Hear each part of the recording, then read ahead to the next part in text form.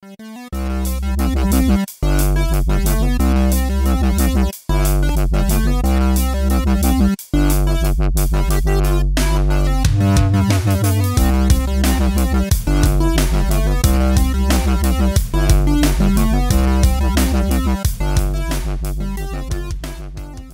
everybody, I'm Ramon Mejia. I'm here to give you the latest LitRPG news, reviews, and of course author interviews. With me today, I'm talking to a gentleman whose story I've read for the last couple of years. He's the author of the Dream State Saga. He's actually here to talk about his third book in the series, Ghost in the Game, the third book in the Dream State Saga series. It'll be out on March the 19th, which is when most of you will be watching this particular episode of the podcast. Help me welcome to the show, Christopher Keene. Hey, Christopher. Hey. And with that wonderful hello, everybody, I want to thank you very much for taking the time out of your busy schedule to talk to me. And I probably have lots of writer things to do. But I also know you're not, this is kind of early for you because you're in a different country. You're in New Zealand. Yeah, this is morning for me. And yeah, I'm really keen to have a chat because I've been watching your stuff for a while as well. Bam, right into it. Yep. See, there you go. And I know I think you mentioned you had questions for me as far as like anything else. And we wanted those to kind of be surprise questions for me because I think it's only fair when I talk to somebody, if they have questions, they can ask me at any point during the thing. So you feel free to ask any questions you have as well. But in the beginning, for people who don't know who you are, don't know who you write, can you tell me a little bit about yourself? Well, I'm a New Zealand author and a full-time geek. Or is it the other way around? No, I for a long time I was just a career academic. Then I went into private security. I worked at a mental asylum for about a year. So I learned a lot about mental health and medication through that. And I used a lot of that in the books. Perfect. I'm kind of curious, like what you said you were in academia. What were you, what branch were you in? Oh, I did English literature, but alongside I did history, well, a little bit of history. I did a little bit of philosophy, a little bit of psychology, just had a taste of all different little things before I decided writing is fun. Cool. So you actually have a background in actual writing, which is not always the case with like a lot of LitRPG writers. Yeah. Well, I kind of wrote before I, obviously went into academia, but at the same time, I was interested in improving my craft, how I could use the techniques that, good authors did. And so I learned a lot through that. Perfect. It's always good to have somebody who knows what they're doing. It's often, honestly, as somebody people call a writer, I've written some things and they've sold decently well. A lot of the times, I just feel like I have no idea what I'm doing and I'm kind of faking it. And I think that's okay. Make it till you make it. Yeah, you know what I mean? Like that's fine with me, but talking to somebody who's actually done the time to be a professional and learn all the things about English and writing that they're supposed to know, like, oh, that's definitely different and cool. Well, it doesn't always go hand to hand with success, but it definitely, it's an interesting craft to kind of delve into in that level. I would not recommend someone doing that in academia at the moment, but definitely, study other authors. That's a really good way of putting it, is if you study other authors, and I'm sure you do, you read a lot of different people, so you'd know that you can learn a lot from them. No, absolutely. And it's always the case, like honing your craft and learning how to do things better doesn't necessarily mean go to college. I mean, it can for some people, and that's definitely the case. If that's how you learn best. I know Jeffrey Logue, he's an author of the Slammed Chronicles. He went back to school to learn how to be a better writer and to do some other things because that's how he learns best. But other authors can just analyze and just research and test and do it experimentally, almost like, oh, how can I improve what I'm doing, reading novels and books on research and writing, and that works for them as well. But before we go off into all this writer talk, tell me a little bit about your series, the Dream State Saga. Well, basically it's about this kid called Nathan and Noah. I forgot my main character for a second. Nathan's the main character in another book. Anyway, Noah gets paralyzed in a car crash, and his girlfriend, spoilers. Anyway, he essentially tries to find justice for the people that caused this accident, this car crash, because it was all planned prior. And throughout the series, he realizes that each of these little investigations he does, or little, conflict management things he does, is all in the game that the company that caused the crash created. So in that respect, it's just a really good way of almost having a mystery or action-packed adventure in a game while trying to solve a real-world problem. Right, definitely. That's a really good summary, I think, of like part of the first book. I think it gets deeper and deeper the more you get into, because I think we should talk about this series as in like this is the third book in it. Is it okay if we like talk about some of the spoilers in books 1 and 2, because like they've been out for a while. I think the 6-month spoiler period on those is kind of over a little bit, especially when we're in the third book. And by the way, is this going to be the last book in this series, or is this another part of it? It depends on my publisher. Oh, yeah, no, it does. I always forget. I'm like, oh yeah, that's right. That's not always up to the author to make that call. But so often my publisher, like during like the second half of the year, might say, hey, we want another Dream State book. Can you do that? Can you give that to us as soon as possible? And I'm like, I haven't even written it yet. And I'm, all right, I'll send you one soon. Yeah. So. But even if I've read Dream State Saga book 3, I think this is actually a really good place to like stop it if for whatever reason they don't wish to continue. Like this is, you've done a lot of like the mystery solving by the end of this, but I think it's a good, there's still room for like more stuff. Like you left the dangly part there to continue on in this series if you want to, but even if it ended here, I would be like, okay, I'm okay with that. You know what I mean? Yeah.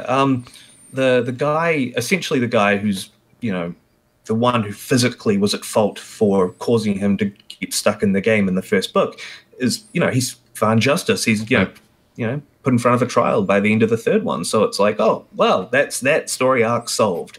There's this little thing that you missed out though, but at least that one is away. And right, there's some kind of resolution for like the first arc at least, and I think that's at least it's nice to say even if you have to pause or something.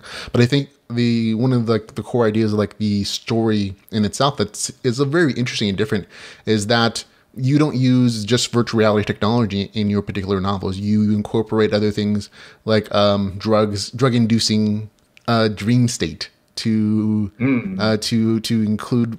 You also still include virtual reality, but it's also like part of the system is from their dreams and from their minds. And I thought it was a very interesting and different way of introducing like a virtual reality simulation world. Right. Well, I find that with a lot of VR books and a lot of VR ideas, there's always the problem of how are you going to simulate touch and movement in a way that doesn't just feel like you're laying in a bed wearing goggles, you know what I mean? Or a helmet or something. So it's like, what's the most realistic way of doing that without getting, like a treadmill or being in a pod or just linking straight into the brain matrix style, right?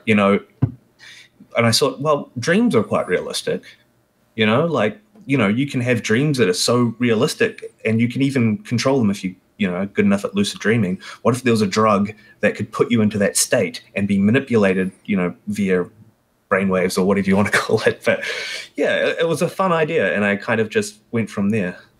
Yeah, and that's definitely something you explore a lot in the first book as far as like, explain the technology, how the drugs are interacting with the system. But you still get that same kind of virtual reality MMORPG kind of vibe in the actual story of itself. But that same kind of concept of the dream state being an integral part of the system definitely comes back in book 3. Like that's a really big part of like, you guys didn't realize this was happening, but this is totally happening here. And it ties back to the beginning. So when I read it, I was like, oh, okay, so he's doing a callback to book 1. And I'm like, okay, that's cool. Full circle, yeah. Full circle. Absolutely. Okay, let's talk a little about your characters. You have your main character, Noah. Noah, like I said, he in book 1, it starts off with him in a car accident. He's paralyzed. He's in, I think, a coma for most of that first book. And that this isn't spoilery. It's in the it's in the novel description. And his big goal is basically to not die there, so that the doctors can hopefully bring him back. And he's looking for his girlfriend, who who was in the car accident with him. And he hopes she's alive, but he thinks that maybe she's there with him the same way he is. And of course, that isn't always going to be the case. So by the end of the story, you kind of realize that that's tragic things happen. But then like the story just becomes a part of like, oh, him going on a mission to like figure out who caused it and why. And that becomes like a subplot of the story. What makes Noah so special as a character to you, though? Well, he is paralyzed, but that's not the special you mean, I assume. No. Well, he's got quite a good knack for finding stuff like broken game mechanics or just hidden areas. I find, especially in the first book when he's just exploring the place, and I think he's really driven to a fault, like to the point like he almost like causes his own problems in a lot of way, because he's like, right, I'm gonna go to this dungeon because something tells me that I have to go there, even though it's obviously a trap. It's just like, no, wait, hang on, think about this. And it's just like, no, I'm going. And that's one of his character flaws that he thinks he's fixing as each book goes along. He thinks he's like, no, I've learned from my previous mistake. It's okay, guys. And then you realize, no, you didn't.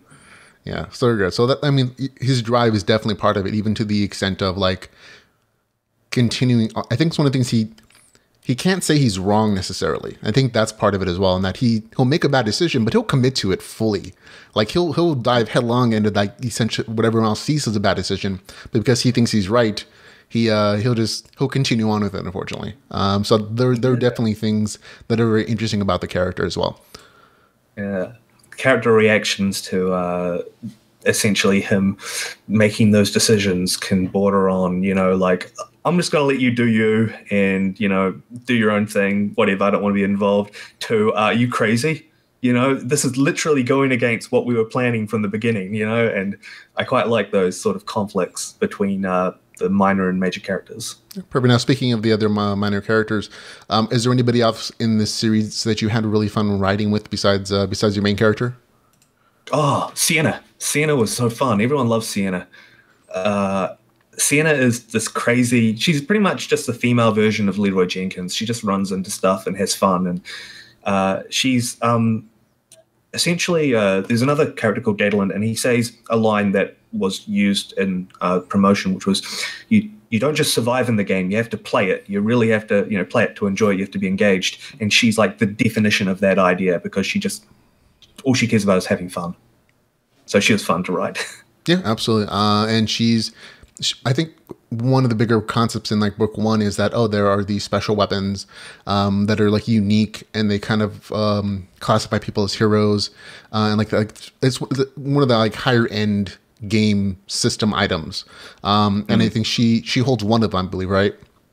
Yeah, one of the color blades. Yeah. She holds Ruby Edge, which is fits her appeal because she's like a flaming redhead. But at the same time, she the thing about the weapons is that they've got one specific quality, and that's they're pretty much unbreakable. And I used kind of a Dark Souls approach in that respect, where like if you hit something with a weapon, then it can break and you have to mend it, whereas that's one of the few weapons where you can just keep on hitting and it doesn't break. And so a lot of people want those weapons. Right, and they're definitely super competitive, which plays into her character as essentially battle crazy gamer, in that she'll take on any challenger, any situation to prove that she's the best of the best of the best. And she really is a fun character. I wouldn't mind seeing like a side story with just her, like doing some weird, crazy adventure kind of thing, because she's super fun, and she's a lot more lighthearted, I think, than some of the main storyline. And then she's just there like to kick butt and take names, and your main character is a little more morose occasionally because he has more serious problems, and that's fine. It's funny you should say that, because it's very subtle. You probably didn't notice it when you're reading them, but each book has actually got a focus on one of the minor characters. For instance, book 2 focuses on Brock's dilemma, his conflict with Brock, and then it shows Chloe with her confrontation with her brother, where she realizes, when she thought he'd gone missing and stuff. And so the next one is actually Sienna's one, because as you say, she likes to have fun, but at the same time, serious aspects of the game and, relating to the real world are being brought in, and she has to kind of be confronted by her friends, having problems with this, and she has to kind of step up to that. That's what I want. No, that's good. No, like I said, it can't always just be about the main character. That story is nice, but it's always like, it's not as fulfilling as like giving other things for readers to enjoy as well. And I think you do a really good job like making those other characters interesting and important, and adding like different viewpoints to the same situation. So, kudos. Hey. Excellent. Okay, let's see. So specifically, let's talk about book 3 in the series, because like this, to me, like this almost is like, this is the end of the first arc at least. Like the main character kind of gets what he's been looking for this entire time. How does this story start out? How is it different from the other novels in the series? Well, as I said, whether or not it continued was determined on whether or not my publisher wanted more books. So I saw a really good way, and most series do that, to show a larger story arc at work, is to introduce a larger villain, to introduce someone who has been essentially in the shadows the whole time, manipulating stuff. And so I was like, right, but at the same time, if you introduce a main story villain, then it's like a ticking time bomb, and you're only just waiting for them to defeat it, and that's the end of the whole series. So I thought, why not just introduce the most badass villain I can think of, someone who's, kind of been playing off the events and emotions of these people for such a long time, and that's what I tried to do. So the ghost in the game is kind of the idea of the ghost in the machine idea that I was playing off with this guy. Right. And that ultimately ends being like the big baddie that nobody knew was there. And I think a lot of this, I say this in my review of the novel, is that this feels like the most like a cyber thriller story, because a lot of the story is about finally figuring out and following the clues about who this guy is, and the voice in their heads, the mysterious force that's been compelling everybody, and like, having all these events go on in the game. And, the title is a big, clue. But I think like, from the beginning, like, he was introduced, but it's like, it almost feels like a minor footnote in the story. And it's like, wait, I remember that thing that they said at the beginning of the novel. Who knew? I was like, good planning. But at the same time, a lot of the story is very cyber thrillery. I think each one of your novels has kind of increased that particular aspect of the story. Like book 1 was a lot about like, here's the game, here's the world, here's all the tech, here's someone on his adventure, getting more powerful, and there was still some sleuthing, but it was like a more minor part of the story. And then in book 2, it becomes a bigger part when you actually have the core footage that proves the thing that they think they're going for. And then in book 3, like a good chunk of it is cyber sleuthing, and that's. And I liked that increasing pace, because it made each novel feel connected, but at the same time, it gave each an opportunity to be something slightly different at the same time. I'm a big fan of plot-heavy books. Like, don't get me wrong, as you say, the sleuser, the grinding, the getting from one stage to another, and in order to essentially progress the plot. I really find it hard not to just go, okay, the next plot element is this. Let's get to that.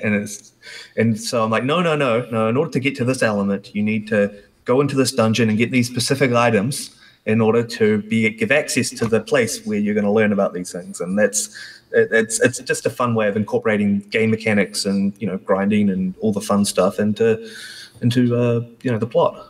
Perfect. Now, and that kind of ties in perfectly into like, the game mechanics of the story are very interesting. What inspired you to create these particular mechanics?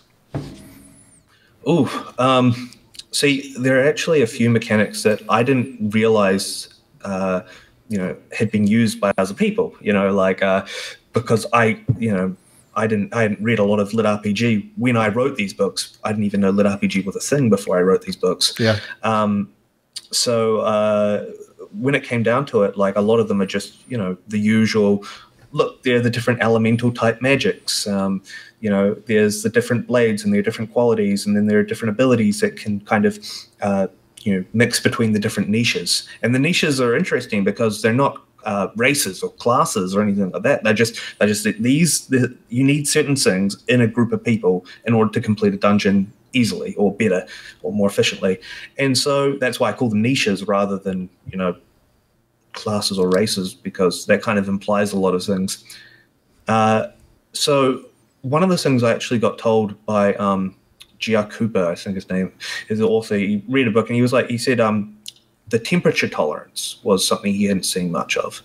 Have you read many books with this sort of temperature idea incorporated into it?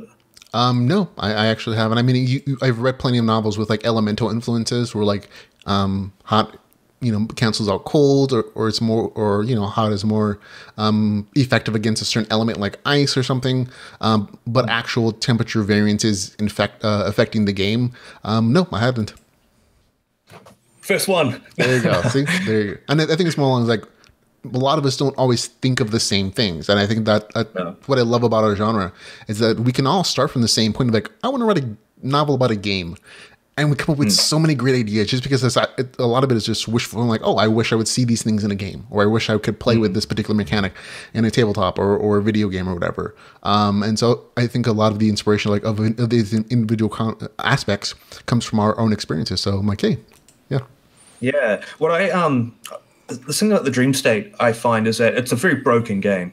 And because it's broken in so many ways, it's almost like you can create your own way of breaking the game to make you, unique. And so it's almost like, taking advantage of these little loopholes in the game is what allows Noah and different characters to kind of become, their own sort of badass. Cool. Now, can I ask you, like, are you a gamer by chance?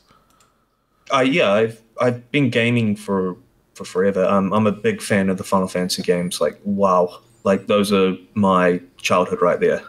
But like some of the more modern games, I find that like the internet has kind of ruined them for me a little bit because I always get spoiled or like I hear like top 10 scenes in this thing, so much clickbait. But yeah, so I can't really get as excited as I used to be able to. No, and also like you're growing up and you have actual like job things to do now, and and that always happens. Like at least that's the experience I find with talking with authors, that we all gamed when we were young, like nonstop, and we have all these shared memories and all these shared experiences from these games that we love. But then as we grow up, it's like, oh, we just don't have time. We got grown up responsibilities, and so LitRPG kind of fulfills like that same kind of vibe of like, oh, I can read a novel and feel like I played a game for 100 hours. Yeah, exactly right. It's a very good medium for that sort of thing, especially in a way that I find that when you get older, your learning curve almost goes up a bit because you're like, oh, I'm not like a kid anymore. So when you're reading a book, it's almost like, oh, everything's I'm watching it. I'm playing the game vicariously, I guess is a good way to put it. No, I think that's absolutely true, and it kind of feeds into the same kind of YouTube generational experience. Like, oh, I'm okay with like watching someone else play. Because I get to see how they do it, I get to see how their own experiences, and then I can still dream and imagine about how I would do that and how I would like fit into this game without having to put like the time of like 100 hours of like testing out character builds or like learning level map designs to like be efficient at a particular concept. I always have a Let's Play in the background somewhere when I'm writing. See, there you go, all kinds of cool stuff. So, speaking of the LitRPG genre, I mean, I classify these novels as LitRPG. Do you as well? Because you mentioned that you wrote the first book before you actually realized that this was a genre. Yeah, LitRPG found me. What is it? Yeah, I kind of thought to myself, like, I'd read books like Ready Player One, and I even before that I'd watched anime like Dot Hack or Sword Art Online. And I had watched movies like Exorcist, so I knew there were, I guess you would say game immersive stories when it came to, stuff I enjoyed, just general sci-fi and fantasy. But when I wrote it, I was just like, okay, well, let's try and take some of those elements together and make my own kind of take on it. And then when I realized that LitRPG was a thing, I was like, oh, kind of fits. Yeah, sure. Let's go with that. Yeah, totally. And the community has been very welcoming. Perfect. Let me ask you, how did you find LitRPG? I actually found it because my publisher, I think my publisher found the hashtag, and then they linked me to the Facebook group, and I was like, I'm home. Perfect. So you found the LitRPG community through your publisher, letting you know that it kind of existed, and then you're just like, oh, you fell in love. What was the first like LitRPG title you actually recall like reading then? Oh, reading Running Dogs, which is it's actually a book by a New Zealand author, like done in like the 1980s, and that was a very long time ago, very old. I mean, I also remember watching Tron, so that was kind of ish. Ish, yeah, definitely ish. Yeah.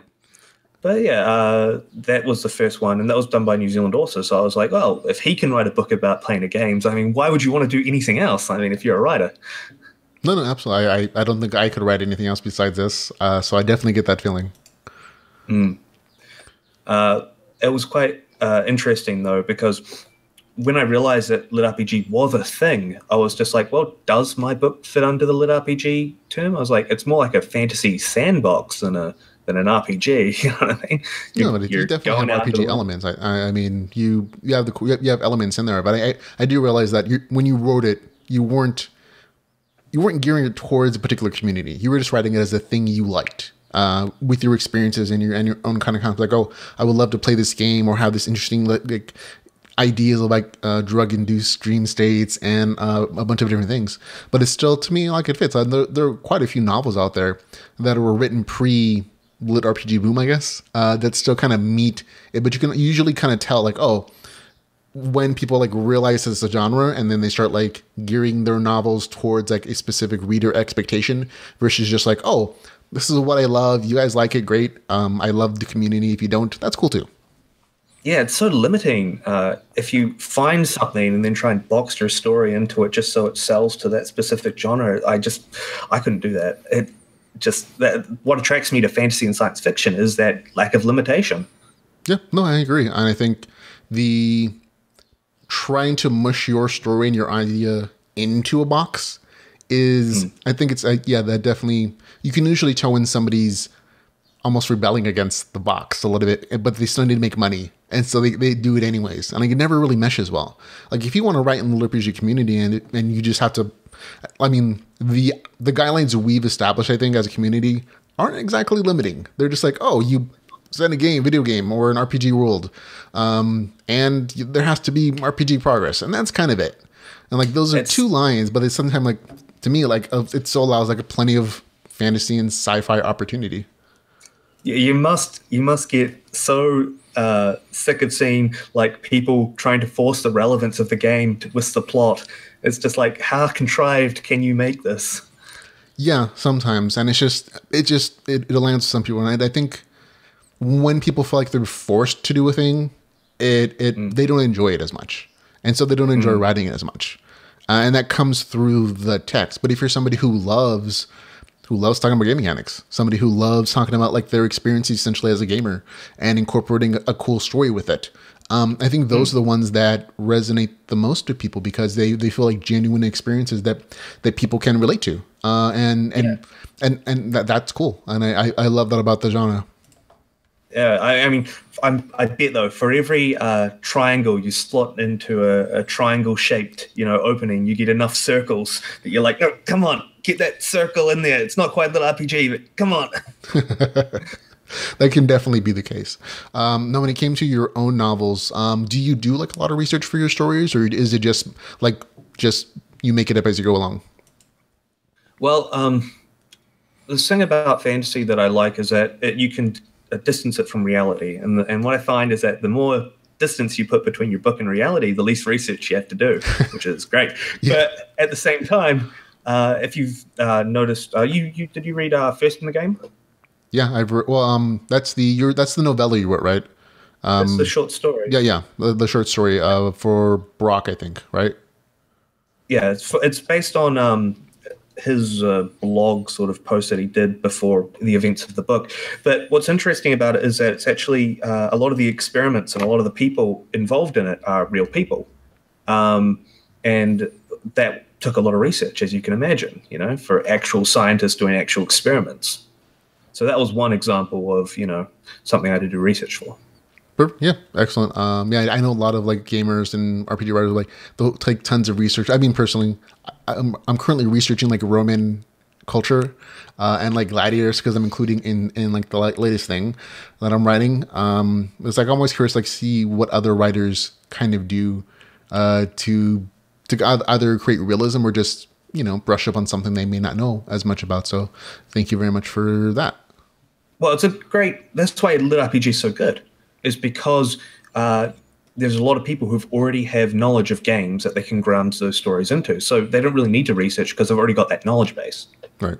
Yeah, no, absolutely. And we all pull from our own experiences. Like, not all of us have played the exact same games, but a lot of us have played the same similar games that we can find commonality and in the writing. Let's go on to a few writer questions for you. Why do you write? Why do I write? It's fun. There you go. See, I was gonna be like, I have bills to pay. No, I have a long family history of accountants, and my father was like, "Listen, if you want an easy life, become an accountant." I'm like, "No, I want a fun life." What do you find fun? Writing.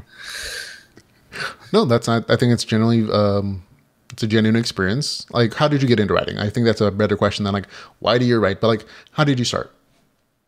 Well, as a child, I guess I always wrote stuff. I mean, I wrote my first book when I was like 12 or 14 or somewhere around then, and that was terrible, obviously. But for a career, I think I started writing because, as I said, I worked as a security guard at a mental asylum. So I was like, well, I can either be a paperweight and read books while watching crazy people do crazy things, or I can actually, be it safe in my house and type away and make creative worlds. Okay, so at some point you basically made a conscious choice, like to be a writer instead of something else. And I think a lot of us have kind of the same situation. Like me personally, it was the same thing. I was like, I love this thing. I love reading about it and podcasting about it. But at some point I had a story and I gave up my job to kind of pursue this career of like sitting in front of a computer and typing away. Can I ask what that job was? It was a janitor and a substitute teacher. I had a couple part-time jobs, like at night and then during the day. And I just had plenty of time to, like, as a janitor, plug in, play audiobooks or play text-to-speech programs for LitRPG. And it's just, I wrote a thing and people liked it. And I was like, oh, I can do a thing. Yeah. Do the thing. Yeah, I can be a storyteller. To me personally, I'm not a writer. I'm a storyteller who struggles to write. But that works for me right now. And I'm super happy that I made the decision, but I also know that it's a struggle for like a lot of authors to make a living at this. Yeah. That's another element of it that like not many people want to dive into is the making the living. I'm luckily in a situation where I don't have to worry about that as much. It's complicated. I won't get into it, but okay. It's really freeing just to be able to kind of not force it, you know what I mean? Not have to worry about forcing those circles into the triangle slots. Yeah. And it's okay that people do this for a living and that's how they view it as like a business and they write to market and because they want to specifically make money because they have bills to pay. I understand that philosophy. I couldn't do that. I genuinely couldn't. Like that's not me. But I respect that they have that motivation. Yeah. I mean, don't get me wrong. It's a noble cause and all that. But when we're probably going to get into this later when we talk about the difference between traditional publishing and indie publishing. But for indie publishing, I imagine it's a bit of a gamble. Yeah, no, absolutely. But you also have the opportunity to reap the greatest reward, I think, as well. Like, yeah, it's absolutely a gamble. But at the same time, you can lose big, but you can win big, and it's all up to you. Reward. Yeah, you're the only one who kind of decides like the stuff you put into it, and it hits something with an audience or it doesn't. You don't control that as much, but you're kind of you're your own boss. And like in any business, whether it succeeds or fails, is kind of more on you than necessarily the audience. Yeah, it's definitely a pro to the decision to do that, to follow that path. Yeah. Yeah, definitely. So, a little bit, a few more writer questions. Do you have a specific routine for writing? I'm always curious about this. No, I'm pretty sporadic, to be honest. I mean, I won't write for like months on end, and then suddenly I'll just pump out a book in about a month or two, and it's so much funner that way. Wow, I mean, I always appreciate the ways different people write, because a lot of this is art. I'm finding like there's a creative side of it, and then there's like a structural side of it. And the structural side is easier for me to understand because I come from like a math and science background, and so structure makes sense to me. You know what I mean? That's why game mechanics make sense to me. That's why I can write about those. I can do spreadsheets of like game mechanics and formulas, but the creative portion of like putting a story together is often more challenging. I'm kind of in a slump this week personally. Like I haven't got much writing done, and I should have.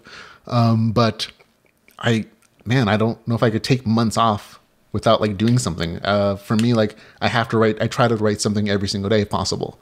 And that's just a different way of going about it. But I'm like, I definitely couldn't write something, a whole novel in a month though. That seems, whoa, it's impressive. I think it's like the job mindset, the idea of having to wake up and do something every day and just have a routine set. Whereas with me, I just get almost like, the muse kicks in and suddenly I'm just like, okay, I have to get this down or I'm going to explode. No, yeah, I've heard that before. I've heard that from other like authors, like people who like write for a living, or people who like they're like the muse spoke to me today, so I wrote 20,000 words, or I did a 10,000 word sprint, and I'm like, who's this muse? Can I get her number? Oh no! It's obviously it's a metaphor for just some sort of badass imagery or some sort of music that was like, okay, I can imagine a scene to this as a badass scene. I have to get this scene out. How do I build up a story to get to this scene? Right. No, I get the metaphor. I'm like, still, if she was real, I would love to get her digits. That seemed like it would make my job much easier. Talking about another author question though, are you a pantser or an outliner? Oh, definitely a pantser. As I said, I just go nuts. Yeah, and I think the muse speaks to you more as a pantser. I've noticed like a lot more people have used that expression, or at least because pantsing is just stream of thought, and so you need inspiration, I think, there. That's one of the upsides. If you're a pantser, you kind of need a developmental editor on your side, because they're going to be the ones to make sure that it makes sense by the end. Because if you're a pantser, you just do it, as you said, to do it off the seat of your pants. So it can be crazy. Absolutely. And I've read some stuff where it's like it's going along in a certain direction, and then it makes a hard right turn. I'm like, oh, that was an interesting day for that author. I didn't see it coming because it wasn't foreshadowed.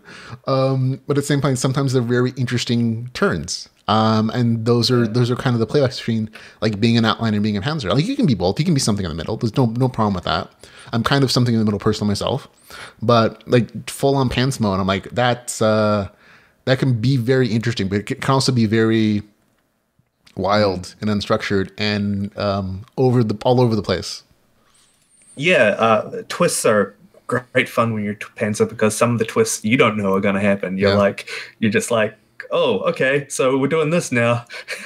And so later on in this, when you're in the editing stage and developmental editor, the editor's like, where did that come from? You're going to have to set up some, plot threads to make that make sense.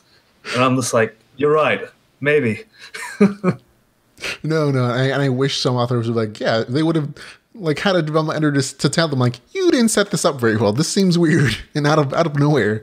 And I'm like, okay, like the different writing styles for like I said, that's a lot of the art into this particular process and writing, is that you never know what everybody's going to produce, and you never know sometimes where it's going to go. Even as the author, like your characters sometimes just do things that you're like, that makes sense.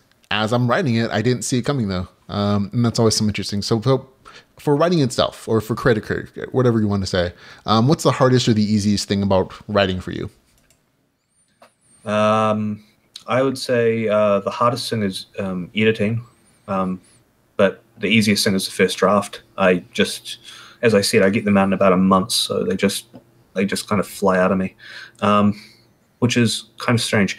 But what I think is interesting though is that when I'm writing a first draft, and I'm kind of at the halfway point. This is what I was, because we're doing spoilers for book 2. I was like, right, I need to type all these plot threads to do with the transfer orb, with the beta testers being overdosed and all that stuff. And once they get the orb, you're like, okay, well, that's the end of the book. It's too short. I mean, because my publisher split into 2. So I'm like, well, what can I really do to do this, to make this an actual book. And I'm just like, what if Noah became a bad guy for a little while? Is that where that came from? Like, that's really where that came from, man? Well, I was in a car crash. Every single book has something to do with either being in a car crash or a car being mended or something to do with that. And I'm always like, and when I was in the car crash, I was on the way to dinner and I was really hungry. And I was just like, you idiot, you ran into my car. I just wanted to go to dinner. I have no sympathy for you. And it made me feel like a bad guy. And I'm just like, what if Noah had that to one of the minor characters? And that was like, God, that's evil. Wow, because I mean, I have to remember, I remember reading that end of that book too, and I'm like, this is an interesting choice, because it kind of makes your main character unlikable for the end of that story, and those were a lot of the review comments on that particular, like, he becomes evil. What's up with that? And there's a little bit of, I remember like reading a little bit of outrage about the end of book 2. Like you totally resolved it in book 3. Like you introduced it, like he's like that's kind of told from their perspective, and he kind of comes back to that viewpoint of like, oh, he's our hero again. But like I remember being at the end of the book 2, I'm like, this is definitely a choice. I'm curious to see where it goes. But I didn't see that coming. And you know, whether you think it's good or bad, it definitely was a particular. But I'm super surprised that it came from the editing process. And that's the point of it. It's supposed to come out of nowhere. It's what a twist does. But it was funny. My partner's reaction to when he gets blown off of Apollo's lookout at the very end. He's like, he's badass. He's suited out. He's got 2 of the color blades. He's walking towards this noob. And she just blows him off the side of the building. And it's just like, my partner was just like, yes, he was being such a douchebag. Finally. Yeah, I know. I'm like, oh, wait, wasn't he the hero at the beginning of the story? Yeah. No, he's not. So there you go. That's what you get now for being a jerk. Yeah. Yeah, absolutely. So that's just like a very, I love these like little like stories, like how these things get developed, because my wife is the same way. I wrote a book called Project Alpha, and at the end of it, she was like, yeah, that bad guy got what he deserved. He was being a jerk to the main character the entire time. And those are always the moments when my wife beta reads for me. And when she reads, I always look for like I listen for the points where she like giggles or, you know, laughs or like cheers or whatever. And I always ask her, what did you just read? And I'm like, oh, and that's the point I try to emphasize, or maybe like, you know, highlight in the novel, like, oh, make sure that this is a good point, because those are always the cues, like, oh, that for whatever reason, for whatever scene it is, that impacted that person. And so those are always the coolest moments for me. Yeah, it's like a test screening almost for a movie. Yeah, absolutely. And those are always fun, because you don't get that with your like beta readers necessarily from the internet. You can't see them like cheer out loud. Yeah. I swear to God, I'm funnier in my books than I am in real life. Well, you seem pretty funny now, so I think that's okay. I mean, I think there's a nice follow through and balance. Speaking specifically of a novel, what was that? Maybe it's just my partner who thinks so. No, like, hey, if as long as our partners are happy with us, I think that's the only thing that really matters. Like, so. Speaking of like writing a series as opposed to the individual novel, like when you wrote book 1 in the Dream State Saga, did you already plan out a 3-book series, or is it just like, oh, this is the one thing I'm going to write? Basically, the way I wrote it was that I set up each prior event to an exciting, to a more exciting event, so I would have something to look forward to when I went back to it. And so by the time I kind of introduced the idea of the transfer orb, having the, you know, beta testers overdoses on it, and, you know, this whole plot of conspiracy and stuff, that was where the plot kind of just was like, oh, well, this is the plot now. And that's where the first book ends. So I'm like, it's not a good thing when your plot starts at the end of your first book. No, yeah, so, it isn't necessarily, unless that's the kind of book you're writing. Because I've read plenty of... this is again slightly more technical. Like, there are different kinds of books. Like there are stories with plots and arcs and like twists at I feel was it the third and like the 3/4 and the halfway mark. And there are a bunch of like, you know, ways to kind of create tension and everything. And then there's just some novels who are like, we're gonna go on an adventure. La, la, la. Yeah. And you know, I call them slice of life because that's what you're doing. You're following someone's slice of life adventure, and those are good too. They're just different experiences as long as you go into them knowing what they're going to be, they're both, I think, can be both enjoyable. Yeah, totally. It's just, for me, it was more along the lines of, I was doing that for the first half of the book. Yeah. You know, if you notice, like the first half of the first book was just like, that was like him, his daily life in the game, trying to accomplish these goals. And then as you point out in your review, then the girlfriend stuff comes into it, and you're like, oh, okay, there's a completely new plot thread. And that leads off to, oh no, there's an entire new conspiracy theory that they have to solve, and then that leads off to, oh no, he's a bad guy, and it just kind of builds on itself, and it's fun how it does that, and that's why I want to write another one, because I find it really, really fun to write, but it's up to them whether or not they want to have it. Yeah, I think that's interesting. Like, I guess we can start talking about that right now. It just seems so weird that someone else has to decide that you can write. To me, I mean, I get that that's the way it's been for like a very long time in publishing.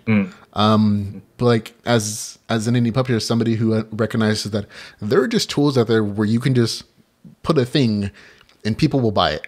And I know my experience as a writer has been very unusual, and that I found weirdly immediate success for a thing that I like, the first thing I'd ever written, which is like makes a lot of like real writers like really mad. They're like, I've been working at this for 30 years and you get success with a thing you kind of wrote on the side. But it just seems weird to me that someone else decides whether or not you're going to write a thing. Like, can you, like, since you have a publisher, can you still write independently, or do you just write for them? No, I can write independently, but it's more along the lines of they kind of more or less they own the series of Dream State Saga, because they have all the cover art. Their editors have backlogged all of the story. They've kind of made it their own, which has been really nice because it's really helped with the plot and stuff. It would be a mess otherwise, I swear to God. But if I decided to go off on my own, I would have to essentially find a new cover artist, someone else to edit it and all that stuff. And I just, like, even when I started, I didn't have the money for that. So, I guess I could have done it, but at the same time, it was the cheapest option. No, yeah, you're absolutely correct. Well, let's talk about this first. What is it like to work for a publisher? Like, what are the terms? Like, what are the things that they dictate versus the things that you have kind of control over? Tell me a little bit about that experience working for a publisher in general. Well, so basically you have your entry stage, which is essentially you submit to them. Okay. And, it's pretty easy to do. And then they choose out of like 100 people. So that's another thing that's beneficial about being an indie is you don't have to be chosen. You can just do it yourself. But when you're chosen, you're like, oh, I'm special, I got chosen. And then they're like, okay, now you have to work. You have to really work. And I'm just like, okay, what do I have to do? And they're like, well, okay, you're going to be a part of these collaborations. Like, for instance, at the moment I'm working on a tabletop board game book that's 1 in 5 of a series that, they've got partners in. They've, kind of signed on us. So they were like, do you want to do this? And I'm like, it's an opportunity. Say yes, go on, do it. And then I'm like, okay. So, at the same time, I have to go to them first for my next one because I've got there's a clause in their contracts, which is like, first right of refusal or something like that. Right. But at the same time, I've got books because they don't do adult books. So I have an adult series, an epic fantasy adult series that I knew they wouldn't go for. And I asked them and they're like, no, you can go who you want with. And so I went and did that with another publisher and they allowed me a lot more freedom. For instance, they gave me back my audiobook rights and I'm able to, arrange that for myself. And that's pretty cool. Cool. I think that's very interesting. Like, so I want to make sure I understand the structure a little bit better is that, besides the submittal process, which is very much like they either choose you or they don't. Once you're with them, they provide essentially all the resources you need to go from first draft to putting on Amazon or putting it into a physical condition, and they handle most of the details outside of your actual writing. But they also, I think you mentioned previously, like they actually also influence what is actually going to be published. Like they'll take your first draft and they'll say, we would like for you to make these edits and these changes. And, and that's also part of the developmental writing process. And that somebody does the same thing. But the publisher, I think you mentioned, they have a lot of influence on what you're actually going to be finishing. And in this particular case, I remember you mentioning before we started this, was that your publisher doesn't do adult books. So they're minimal cursing. A lot of their stuff goes towards kids. So no sex stuff and drug use. And I think you mentioned before, like your original first draft of this novel was very different. How was it different? And how did that change with them? Well, a lot of there was a lot of sexual innuendo in the first one. And they were like, well, we want to, sell to a family audience. And this is obviously a young adult book. So if you want to sell to this audience better, it's like, here we go. This is what we're going to do. And it's worked out well because I've managed to get my books on shelves in the young adult areas and bookstores, which is like, all the pretty books. And you're like, oh, here we go. But at the same time, you're like, well, they're kind of, there's hints at like romance and stuff, but all of the, like for instance, in the first book, there's a scene where Kerry essentially disrobes and she's in her default avatar gear. Right. What is it?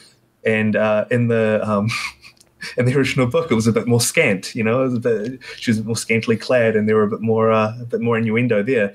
And I had to kind of change that around so that it didn't actually. It was just like, oh, she's wearing her default gear, which is kind of like a bra and underwear, but nothing sexy about it. So it was. I guess it was one of those changes where I was willing to make the sacrifice, and I didn't really had any complaints about it. So, yeah. Okay, cool. Yeah, I just think it is interesting. Like I said, you're always going to negotiate with your development, or like what needs to be there, what doesn't, what slows down the plot, what is going to offend an audience, and what and that's always going to be the case. Even if you're like doing indie publishing and you have a development editor, they're still going to give you these same suggestions, or very similar suggestions, because everybody has a different point of view, and their job is to kind of guide your craziness a little bit into something that's going to be accepted by an audience. So that, I mean, there's nothing different about that. I am just curious about what the original draft was to see how different it was personally, because I think there's so many. I know you did cool things with this story, and in reading it the first time, I was like, I'm like, I felt like there were things that were changed. I mean, there were just like so many cool things about like the drug use, like the use of the Dream State drug itself, like that could have been like a really cool commentary on like the pharmaceutical industry. And I mean, there's a lot of additional content here that I think has an audience, and I understand from your publisher's point of view, like, oh, we do YA stuff. That's totally cool.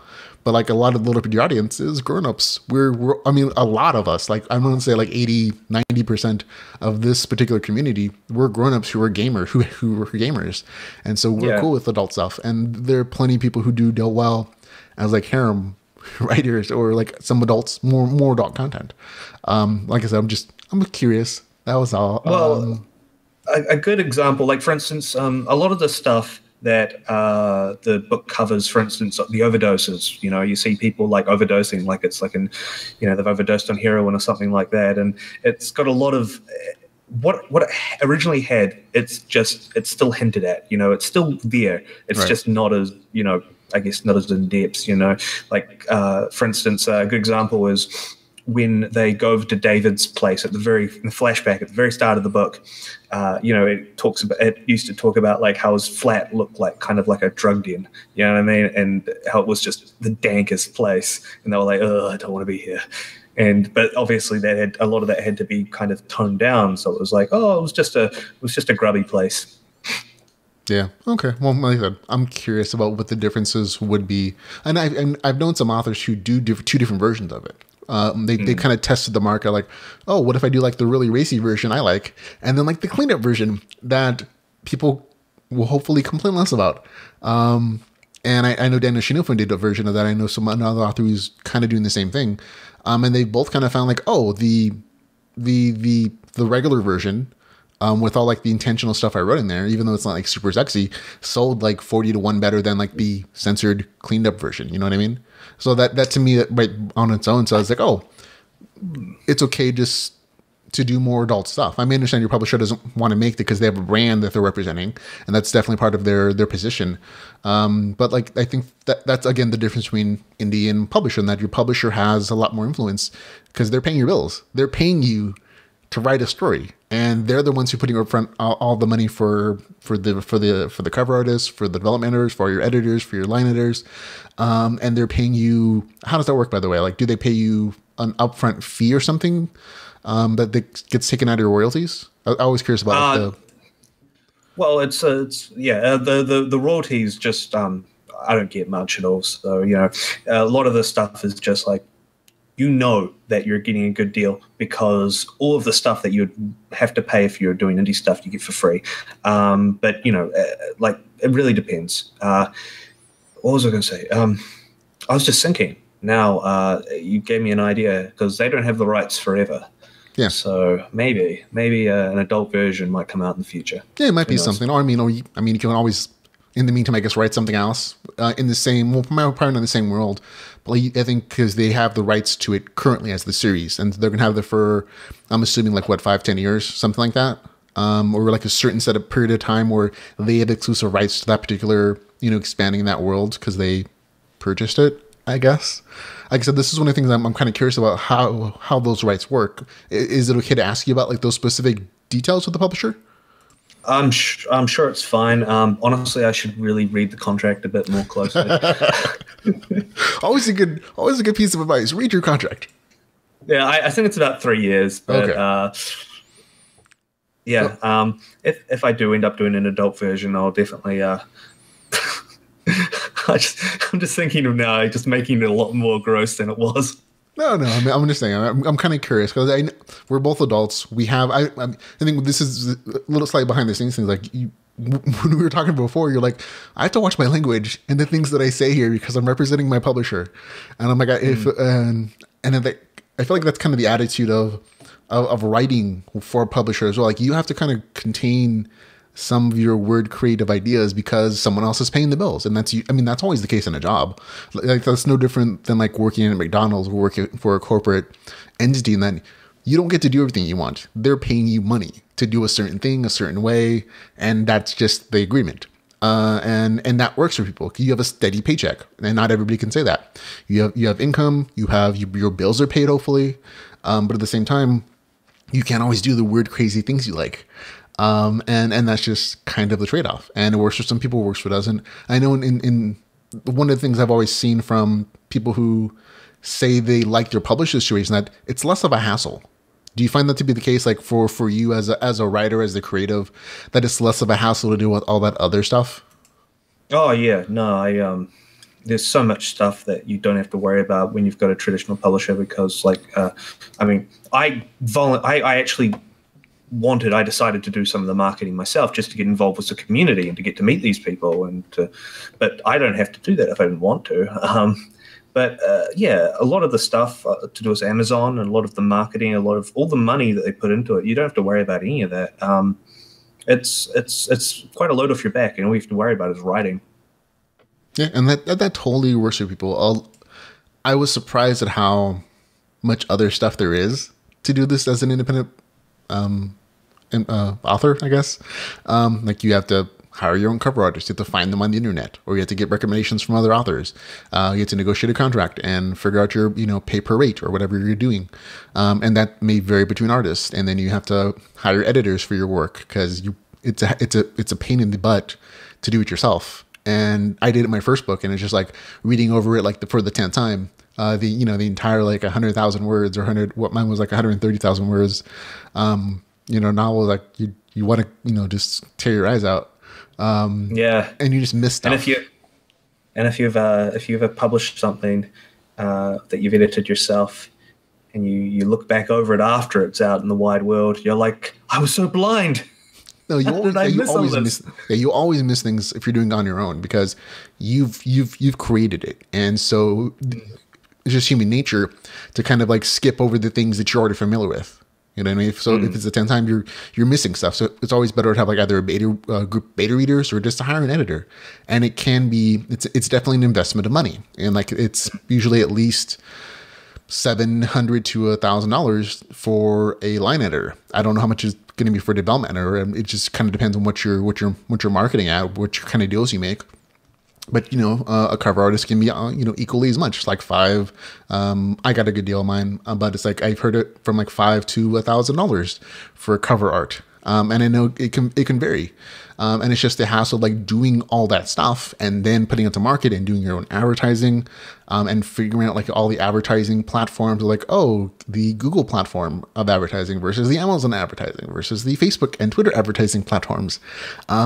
That's all it can be a hassle for people, but the rewards on the other side are that you make most of the money back. You know what I mean? Yeah. Like, you kind of have to calculate that with what you spent. So it's kind of, I mean, don't get me wrong, I'm sure it's probably more beneficial in the end because you get, you know, what is it? The Amazon is like 70% royalties or 80%? What is it? I think it depends on where you price it at. Like if it's $2.99 above, I believe it's like 75%. Don't quote me. You can look it up, but it's something along that lines of like royalty, you know, return versus at anything below that, I think is like 30%. Again, don't quote me, but it's, you know, it's a different number depending on what the price point is. But even then, I think that's still better than the royalties you get from a lot of publishers, I think. Is that the case in your experience? I don't know if I can actually say. Okay, that's not a problem. But at the same time, it's like I get the benefits of both sides. For me, I like, as you say, some people just don't like to bother with all the technical stuff, and I fall under that. Yeah, it's definitely a hassle, and but it's also, for me at least, it was an interesting skill set to learn. And that once you know how to do it, it's like, oh, once you have an editor, once you have a line editor, or development editor, and a cover artist, well, then it's just like continuing on with them as long as you're satisfied with their work. So like the initial burden of learning all these things is usually within the first book, you know what I mean? After that, it's just kind of continuing on and knowing that you have to put aside a little bit of money for, you know, those expenses. And it's the same thing with an audiobook. It's kind of a hassle to figure out whose voice you want to use. But once you have a relationship, once you have your price point set and your contract stuff, then it's just like, oh, we continue on whenever I need to make an audiobook. And, you know, all those different ways of like funding what you do, you know, is the benefit. There's another dimension to it, to do with the community, the LitRPG community, is that because the indie publishers, I mean, I found that I have a different attitude to a lot of the people who are selling in the community because I don't have as much at stake. Right. And so I kind of come off a bit airheaded, a bit devil may care sometimes, and you know, people are like, this is money that we're talking about here. You gotta be serious. This is people's careers, and I'm just like, I just want to be friendly and get along with everyone, and maybe, you know, hey, look, I did a book, you know, but. Some people are obviously a lot more serious about it than others, but it's just something I've noticed in the attitude is that I don't have that risk, and so I don't appreciate the gamble as much as that a lot of people have put into this. Yeah, and I think that's a really good point. Like, there's a larger risk in doing it yourself. Like, you can win big, and you can also lose big. In that, if something crazy that you write that you love doesn't have an audience for it, like it just doesn't land with someone or with land a larger community. Oh, okay, that's 6 months, or for me anyways, 6 months that you took to write that thing, it feels like a waste of time. And you could have like been having like a regular job and made more money on it. And I am, and like just frequenting like some of the writer groups on Facebook, like I won't name anybody, like there are plenty of writer groups. But that frustration is often there, and that I wrote this thing that I love. Why won't everybody read it? Why won't people buy it? And I'm like, it's probably not either as good as you think it is, or just not finding the audience that it deserves. And that's hard. And I recognize, like, I genuinely recognize that my experience as a writer is weird. It's very unique in that I had a place in the community before I even started writing. And so I think that was just a different experience than like most people, in that they have to, you know, be judged almost anonymous, like, oh, here's a thing I wrote. I hope you guys like it. And they're like, who are you? What is this thing you wrote? And it's almost like finding a book in a bookstore. Like, you don't know who this person is.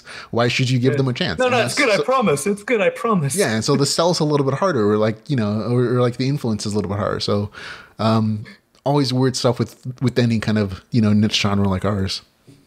How far back does this LitRPG thing go? Because you've been with this group for a long time, I bet. Obviously, maybe from the beginning, for all I know. Yeah. But like, it must have started somewhere. Like. No. Most of us find the origin point in Korea and other Asian countries where there's a huge gaming community in like Korea and Japan and China, right? And so that goes back like decades.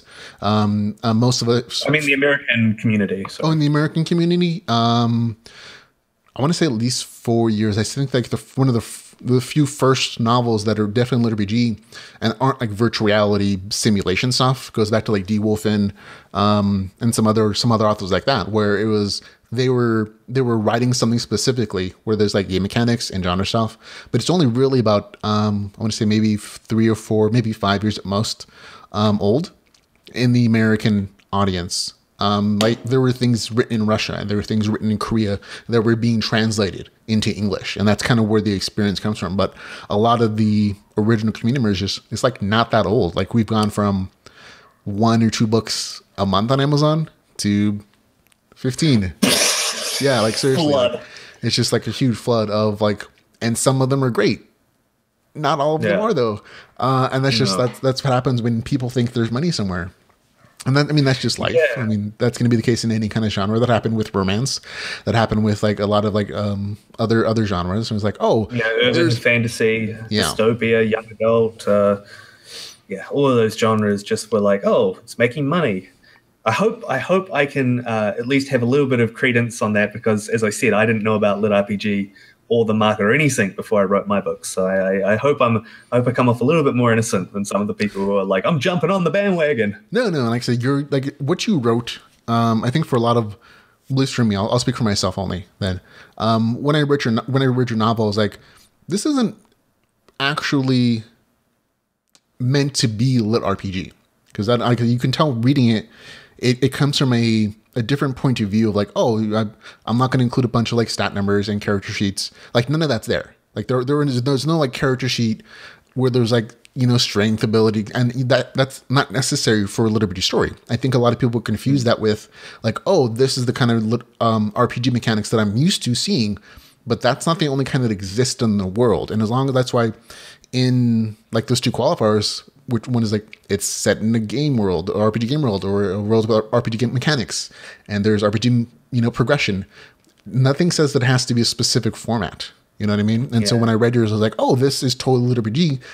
He didn't write it as LitRPG, and you can tell that this is kind of like a video game story, but there are RPG mechanics there, and I'm cool with that. I think you said your influences were like, oh, Final Fantasy. I'm like, yeah, that's a JRPG, guys. Just because you don't have like strength stats necessarily in there doesn't mean there's not like that game progress that we love. You know what I mean? And so when I read your story, I was like, oh, this is so cool though. Like there's a lot of other cool things in this that kind of leads a little more towards like science fiction. And that's perfectly fine. You still meet the minimum qualifiers, and it's a good story. And I think that's kind of the draw that you have in your series, is that it's not super heavy on like character sheets and experience points. Yeah. And that's not necessary for what a LitRPG story is. I think people just mistake I think people try to distill the genre into, how can I copy this? How can I take things that people expect and do it as a formula? I'm like, that's not necessarily the path to success. Like, yes, you do need to include game mechanics that people are familiar with, and there's a progression level. But RPG mechanics, there's just so many systems out there that aren't D&D, that aren't strength stats and dexterity and character sheets necessarily. And there's just like so many experiences from people's gaming world that still do RPG mechanics. It's just not the exact same way. And so it's not necessary to be that specifically. So there's a spectrum, and what you're trying to say is, I'm on the spectrum. You are on the spectrum. See? Humorous. I'll tell you, you're on the spectrum. You're definitely there. Well, it's kind of interesting how, like, a lot of people did say, obviously, this isn't LitRPG because it doesn't have the things you mentioned. Yeah. And then you're like, well, it's LitRPG light. Sure, whatever. Whatever. but at the same time, it's like I don't screw around with numbers because I know how you say you like it. You like keeping track of that, and it's a part of the gaming thing. For me, it's just something. I'm a plot guy. I'm a writer. And don't get me wrong, you can be both. I'm not saying you don't have to be, one or the other, but I don't screw with numbers. No, and numbers can be hard. Like if you're not the numbers kind of guy who, like a lot of the guys who do really well is that they come from backgrounds of like programming, or they're doctors, or they're lawyers, they're like mechanical engineers or whatever. And so numbers are their thing. You know what I mean? And so that's the point of it, the writer, like they describe their gaming experience in terms of those numbers. And so for me as like a LitRPG lover and reader, if you choose to use numbers, I'm going to hold you accountable for those numbers because they're numbers. And, there's no wiggle room with math. I mean, and so if like your stuff doesn't make sense with numbers, like I'm going to call you on it because like math is supposed to make sense. And so it's just one of those things, like people want the creativity of like a fantasy story where you can kind of do weird things and, you can want to wave it away a little bit. But once you start introducing things like character stats and health descriptions and like actual numbers, that's a lot harder to do because you have a foundation in a physical reality of like mathematics. And there's too many people who love RPG mechanics because math makes sense and real life doesn't. Yeah. And, Yeah, exactly. Yeah, no, I totally get it. It's funny because like no one's ever called me out on, say, is like, wait a minute, this attack did quarter of his health in this part of the story, and yet for some reason it doesn't do it. No, this is magic armor. It's very magic armor. It's okay. See, there you go. Like you said, yeah. But if you do numbers, like you should make sure your numbers work and don't like half-ass it. It's one of those things that I find repeated. Like some people will try to include a character sheet with like a constitution stat or like a dexterity stat or whatever, and then they'll just like wiggle around the actual health stat in their numbers. Like they'll say, oh, there's a health and stamina bar here somewhere, we're not going to tell you what that is though. And I'm like, that makes those other numbers totally pointless. So I'm like, just go all in. If you're going to go all in with the numbers, go all in. Otherwise, just don't. Like, describe it a different way. Like, there are different ways of doing the RPG thing. You don't have to have numbers necessarily. Like, that's something that some people like myself. I love numbers. But not everybody does. And it's not necessarily a necessity for a good story. Like, there are other ways of showing that progress. Like, you can do abilities and ranks, and you don't have to have, like, solid numbers. Like, you look at Blaze Corbin stuff, who does Delver's LOC. Not numbers in there. There aren't. I mean, there's descriptions of powers and abilities, and there's definitely that progress as it goes on, but not a lot, it's not a number thing. You know what I mean? So like, that's just an example. Like you can do this a lot of different ways. And you do. No, I totally agree. But it's kind of funny actually, because when it comes to like just trying to keep consistency alone, it's like, wait a minute, didn't Dream State Saga have stamina bars? What happened to them? And I'm just like, oh no. Book 3 is already out. Oh. Yeah, no. At some point, like, no, it's okay. It's okay. Noah trained up his stamina really a lot in the ice glacier places. So, he's so good that you don't have to point it out anymore. It's okay. No, yeah. And that happens at some point. Like I think I pointed that out in my review of the novel. Like, there are no more levels. There's no like more power gaining in book 3 because they're already at the highest level they're going to be at. And so a lot of this, like those details just kind of fade away because that's where the story's gone. And that's there's actually a comment. Yeah. As Chloe actually points out, he's like, we're already hero rank. Come on. All that matters now is skill, just avoiding the right attacks and, using the right ability at the right time. Yeah, I saw that too. I was like, oh, okay, he's pointing it out for us in case we didn't see. Like, he's explaining it away. I saw that in the novel. I was like, oh, okay. I'm like, that makes sense. As long as it makes sense, I think a lot of readers are okay with it. It's when it doesn't make sense, when it isn't grounded in, some mechanic, and it's just like, oh, he's level 1, but he's beating level 75 monsters. You know what I mean? And that kind of stuff is just like, that would work in a fantasy story. It would. But once you start introducing like finite mechanics of like, oh, these are things people are familiar with, like they rebel and they just like, oh, that doesn't make sense anymore. Yeah, as I said, consistency is and it's hard. It's hard. Like I have lots of spreadsheets with lots of information about like, oh, and I'm finding like I'm in the 3rd book in a series. I'm like, I can't remember what I did with this mechanic at the very beginning, and I had to look it up. you know, and then I'll make notes on it just to make sure I don't forget it later. Yeah, there's this one thing that, like, being a pantser, you kind of are shocked by your own convenience of the plot tools you've set up beforehand that you can use later on. Like, there's a scene in book 3 where, like, all his friends are getting wiped out, and he's just like, wait a minute, I'm now in the role of the guys that kicked my ass in book 2. I can do what he did. And it was such a satisfying thing just to go, yeah, now he's got that. Bring that in. It was so fun.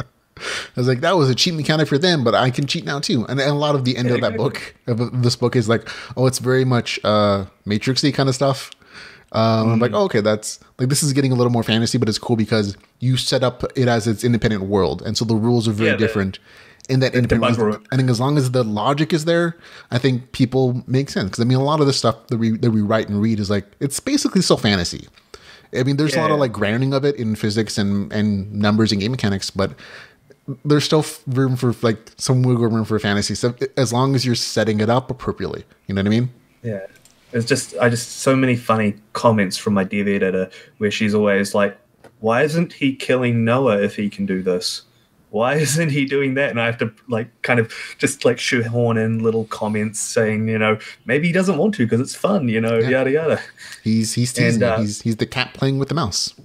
Yeah, exactly. And it's kind of funny though, because there's, when I was working on this board game book, there were 5 books, each done by different authors, and there's a plot element in it that's introduced in the Bible that everyone got. And one of the plot elements is there's a teleportation room that can teleport the heroes to wherever they want. I'm like, well, that ruins the entire journey to get to that place. So I'm going to have it destroyed at the start of the book for some, you know, contrived reason, because otherwise there's no adventure. And no one else had thought of that. And they just were like, oh, we're just going to go on an adventure for, you know, why you can teleport there. It's just like, yeah, you need something. You need to set up something beforehand to explain why things happen later on. Is it Kevlar's gun or Chevlar's gun? I can't remember. Is that like a technical writing term? I don't know. It's the idea. It's the classical idea of the term came from this idea that if there's someone gets shot in the 3rd act, there needs to be the introduction of a gun in the 1st or something like that.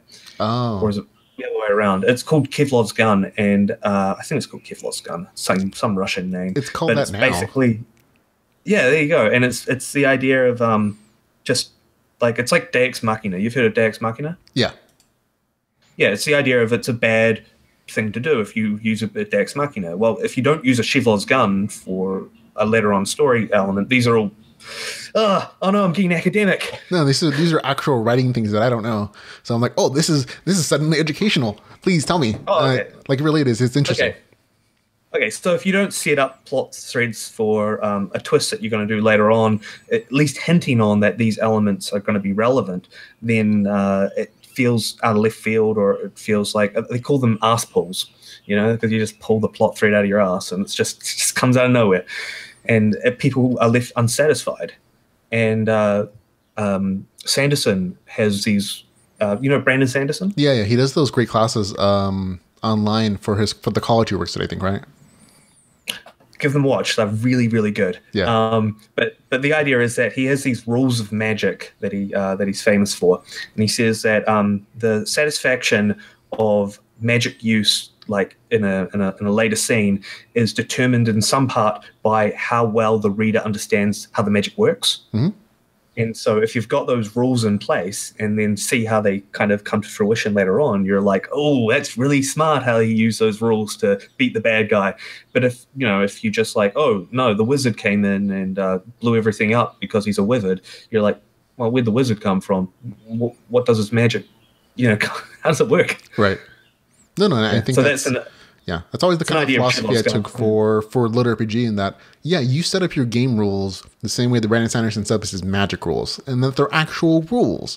And part of the satisfaction of being in a LitRPG reader is that you understand how things work. And so if you set it up in advance, you don't have to explain it again. Like, you don't have to remind people about something, but in book 2 and in book 3, you don't have to like go into all the details again, because you set it up for them and your audience already understands like how the system works. And so when you do something neat later, it's like, oh, that, you know what? I never thought of that. That makes you sound really clever and interesting. And they feel clever with you because they're following along your journey. They're in part your character when they're reading. And so they feel clever about it as well, especially if you can foreshadow enough where they feel like they've figured it out first, then they feel really special. And that, oh, I saw that coming, ha ha ha, and I was right, Yeah, that's making your readers feel intelligent in a way that gives them the foresight. It is satisfying. It is satisfying, and I try to do that a little bit here and there. And I'm sure you do too, but I'm sure most writers do it. But it's fun to set up. Yeah, you'd be surprised how many don't. But yeah, that's different commentary. Sorry. That's okay. I'm gonna ask this question right now because this is one of my questions for you. For free, man. Oh man, how do you do it? How do you? I mean, I have trouble just reading average books, but you have to read so many books that end up being terrible. I mean, obviously you don't judge that right from the beginning, but how do you do it? Oh, for me, it's I haven't written in a week, and so no. In more recent weeks, it's been challenging. But in general, I just take the time because I'm not a particularly fast reader. I am a dedicated reader though. Like I love LitRPG, and I think part of that passion it spills into like my priorities, which may be kind of skewed because I make money being an author now, but that's like the last priority for me. Sometimes, some days, in that the podcast comes first, which means the reading and the reviews come first. And so I dedicated like at least 40 to 50 hours to doing that every single week. And then I'm like, oh, I also should do some writing this week. And that's unfortunate. That's the trade-off. But at this point, I'm like, okay, I'm not starving, so I can kind of make that decision at this point. But it is just dedication. It's just like, oh, I've been a reader my whole life, so I don't read slow. But at the same time, I'm used to doing this as a reader. Like I've always been an analytical reader. I'm like, oh, taking notes on like for papers or for whatever else. You know what I mean? And so that kind of like analysis is pretty second nature to me. And so just applying it towards like the reviews it's okay. It's just making time and like staying up until 3 a.m. to finish a book that I'm reading and just taking notes on my phone like constantly so I can like review the thoughts that I have later and then putting together in a review. It's just it is time consuming, and that's all it really is for me. It's just time. The dedication is just so impressive. I gotta say, I'm not trying to give you a big head, but no, man, I mean, thank you. I've heard that a lot from people, and they ask the same question: "How do you do?" And it's like, oh, I love the genre. I genuinely love reading these novels, and I'm always disappointed when they're not great. I'm more disappointed and angry when they pretend to be LitRPG, just because it's like you're trying to make money, or maybe you don't understand. I always try to give them the benefit of like, I'm going to assume you don't understand what this genre is, because otherwise you're just a jerk. And it's like, and that, I mean, it is what it is. Like I give scores based on those experiences. And I think the scores that I've given over the course of like 600 novels or whatever is I think they're fair. And I fully admit they're based on my own opinions. With the exception of like what the definition of LitRPG is, that was decided by the community on Facebook.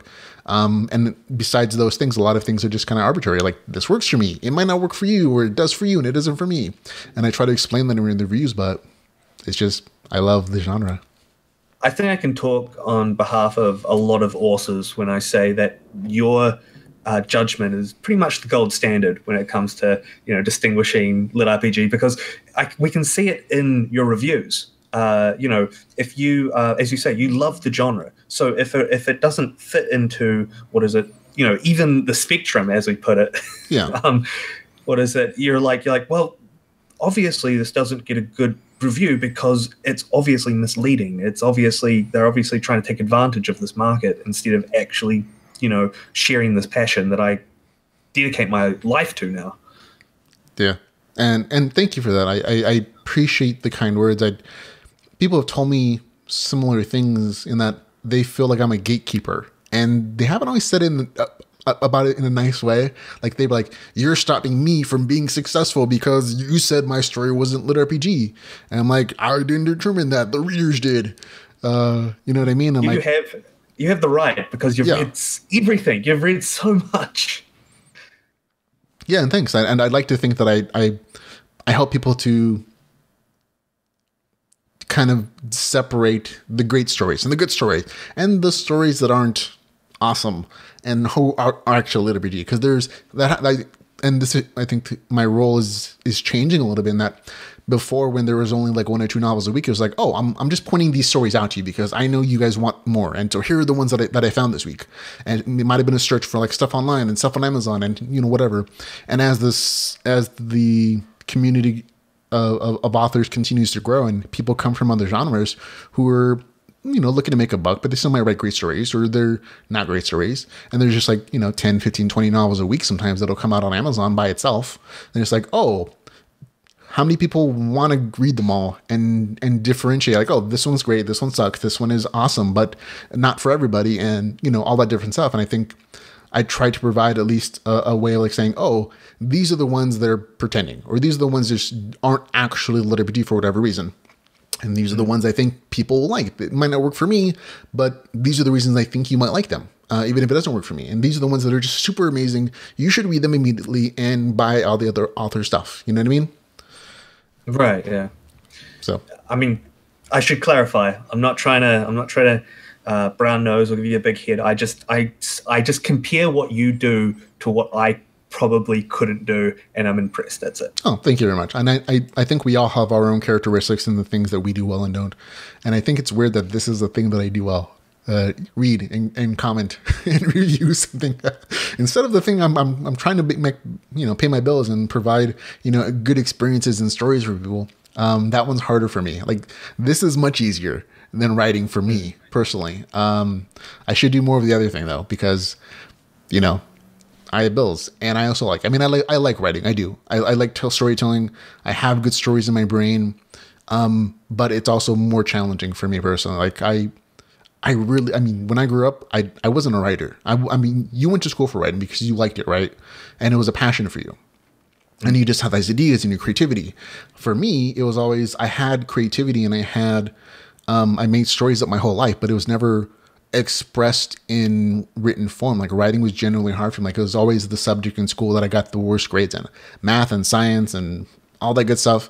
A's, straight A's. But I never took a creative writing class. I don't know all the words that you use for that. Like, that one phrase, you're like, what does that phrase mean? And when you said it, I'm like, oh, you mean like setting up a system, like, and foreshadowing an event. And I'm like, I have experiences that from a reader's point of view, like seeing, oh, these things work, and these are part of like a good story, and this is how to set up things, because I've read, whatever thousands of books in my lifetime. But I just don't have the same skill set, and so writing is just hard.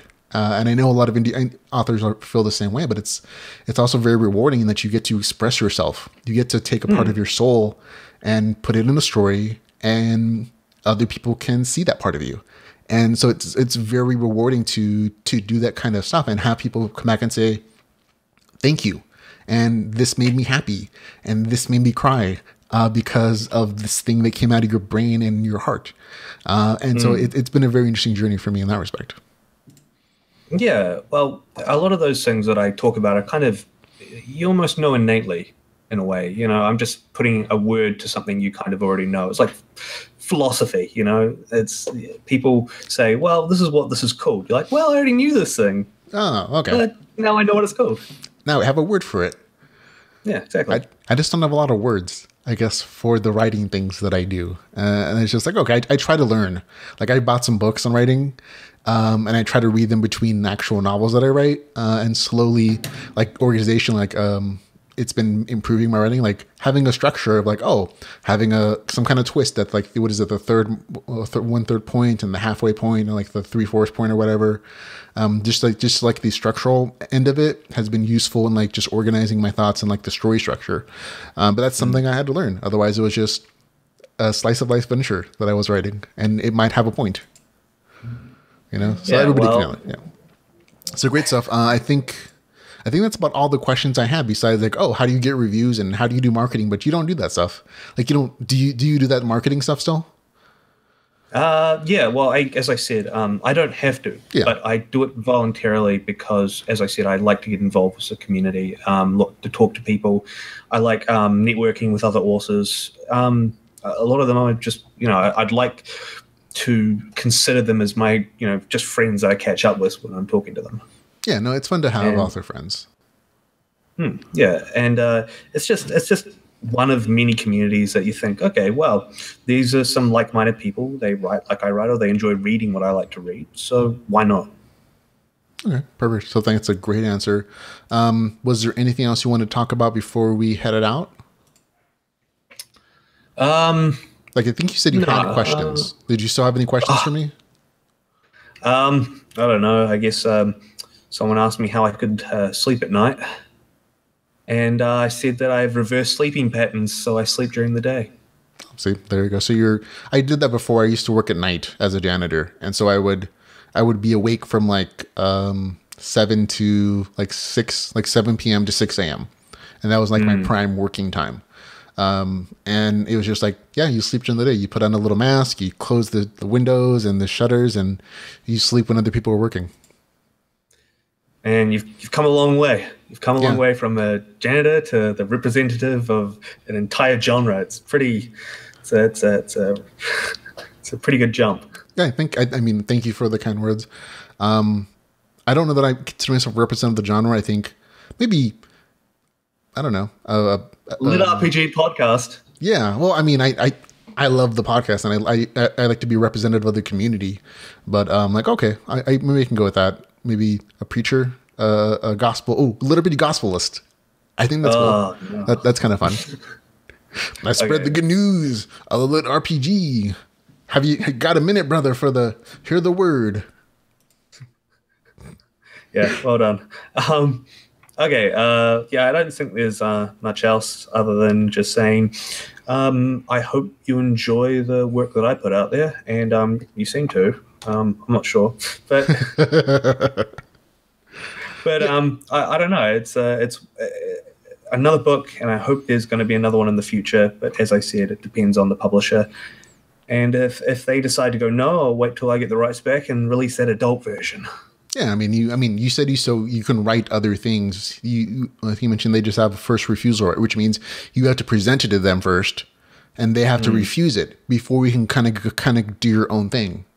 So you could write another LitRPG series if you wanted to, or like something else, and be the more adult version. I don't know if you could use the same, if you could use the same name necessarily, but even if you chose a different name, like you still have the same audience. I think where they're like, this is just a different, pen name, but it's the same guy. This will be like his more adult things. You know what I mean? There's plenty of chances. It's just like, it's funny. I came into this conversation hoping to talk about the book as little as possible and actually get into like a proper conversation. And I think we've achieved that. So I'm pretty happy. Well, I'm good. I mean, like I said, the conversation, I try to do both for the author, because I know you have a thing.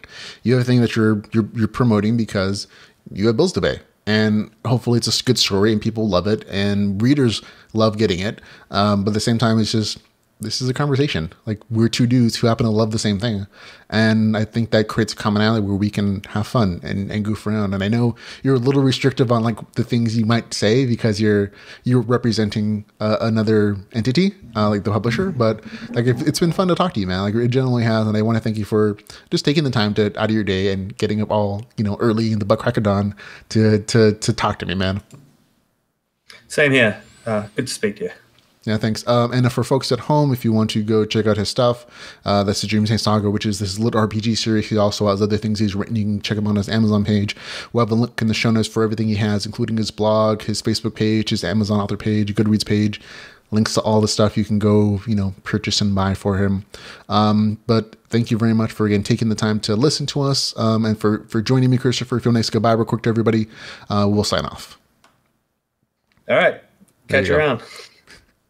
See, that's a great simple exit, like a simple entrance, There you go. That's a great way to leave them. So for everybody who's listening at home, for watching, thanks a lot for hanging out with us, for letting us hear us talk about LitRPG, and writing, and so a few technical things as well. It's always fun just to talk to somebody who has a different experience with writing and publishing than I do. I like learning as much as I like reading and writing. So this is always fun for me, man. So thanks a lot so much. Everybody at home, remember, till we can hang out again, to go read some LitRPG. Goodbye, everybody.